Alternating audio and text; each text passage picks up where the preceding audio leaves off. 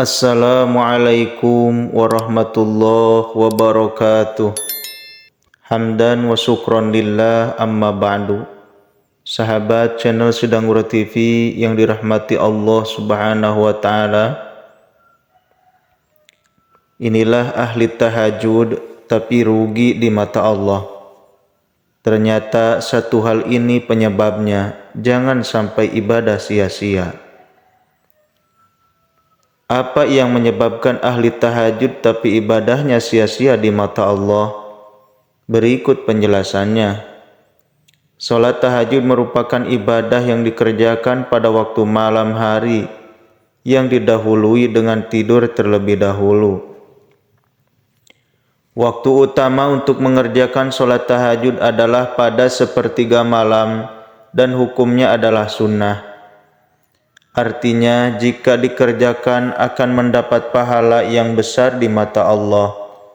Namun, jika tidak dikerjakan pun tidak mendapatkan dosa.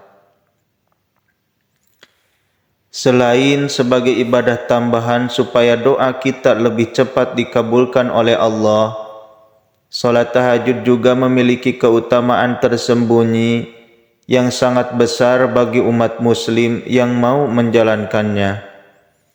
Di antaranya adalah rezeki yang berlimpah, keharmonisan rumah tangga, ketenteraman dalam hidup, mampu menjaga kesehatan tubuh, dan kebaikan lainnya. Akan tetapi, ada satu hal yang perlu dihindari ketika kita mengerjakan salat tahajud. Lalu, apa satu hal tersebut? Berikut penjelasan mengenai ahli tahajud, tapi rugi di mata Allah. Salat tahajud merupakan ibadah sunnah yang sangat dianjurkan, karena ibadah sunnah tersebut memiliki banyak keutamaan dan kebaikan yang bisa dirasakan jika mengerjakannya. Akan tetapi, ada satu hal yang membuat ahli tahajud rugi di mata Allah. Apakah itu? Yakni merasa bangga dengan diri sendiri atau bisa dikatakan ria dengan apa yang ia dapat dari Allah tanpa mempedulikan sekitar. Apabila seperti itu yang ada dalam hati orang rajin ibadah, itulah orang yang akan rugi di mata Allah Subhanahu wa taala.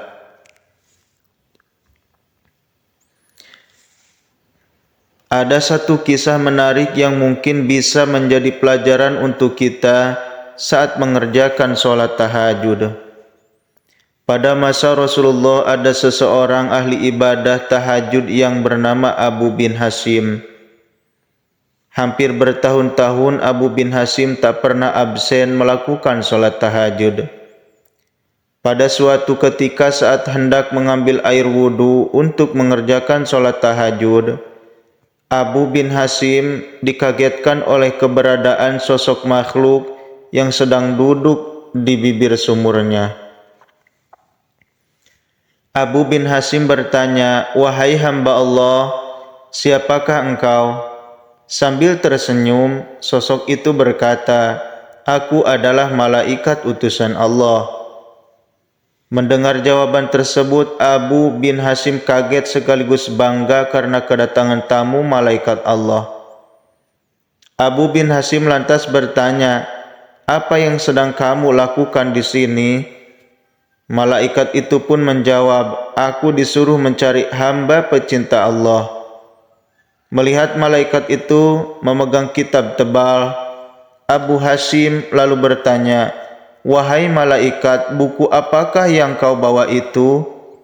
Malaikat itu pun menjawab, "Ini adalah kumpulan nama-nama hamba Allah, hamba pencinta Allah."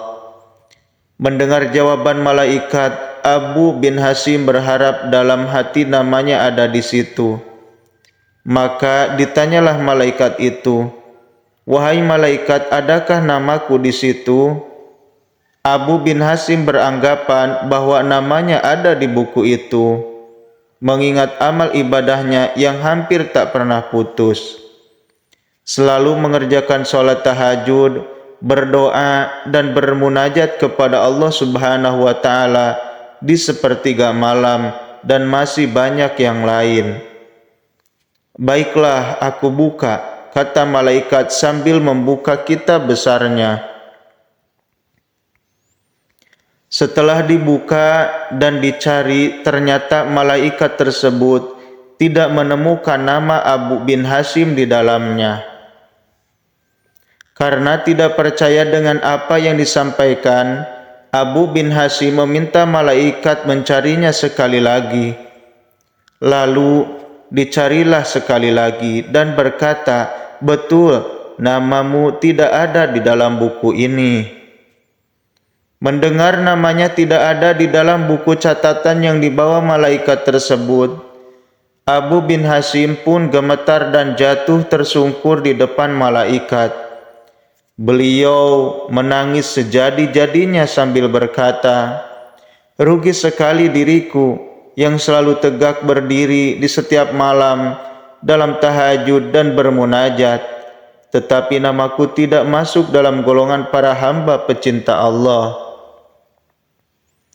Melihat hal tersebut, malaikat itu pun berkata, "Wahai Abu bin Hasyim, bukan aku tidak tahu engkau bangun setiap malam ketika yang lain sedang tidur.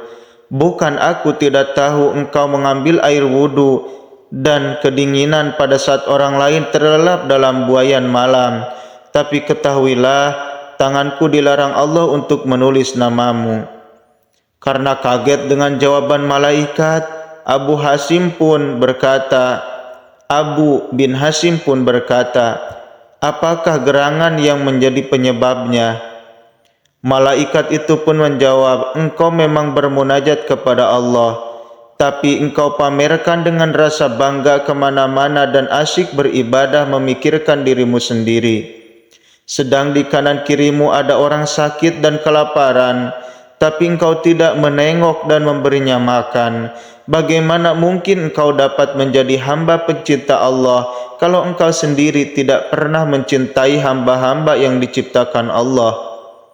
Mendengar jawaban tersebut, hati Abu bin Hasyim seperti disambar petir.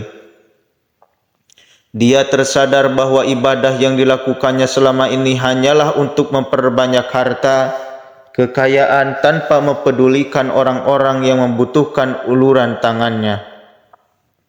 Semenjak kejadian itu, dalam solatnya Abu bin Hasyim selalu meminta ampun kepada Allah dan mulai menyadari bahwa manusia diciptakan Allah memang untuk beribadah kepadanya, akan tetapi selain daripada itu juga untuk membantu sesama yang sedang membutuhkan bantuan.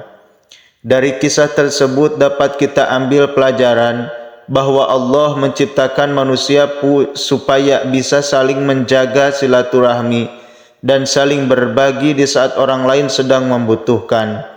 Boleh-boleh saja kita berdoa meminta dilancarkan rezeki dan diperbanyak harta kekayaan kita.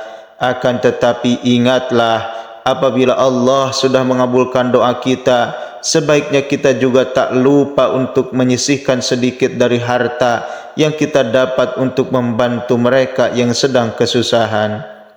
Karena dengan menyadari hal tersebut, rasa syukur kita kepada Allah akan semakin bertambah, dan janji Allah bagi orang yang selalu bersyukur adalah akan ditambah nikmat kita dan dicukupkan segala kebutuhan kita. Semoga dari kisah ini kita bisa menjadi manusia yang selalu menjaga silaturahmi dan selalu bersyukur atas apa yang Allah berikan kepada kita. Ikhwani fillah yang dirahmati Allah Subhanahu wa taala, alhamdulillah wa syukrulillah, kita telah mendengarkan ahli tahajud tapi rugi di mata Allah. Semoga Allah Subhanahu wa taala selalu mengkabul, mengijabah semua doa kita,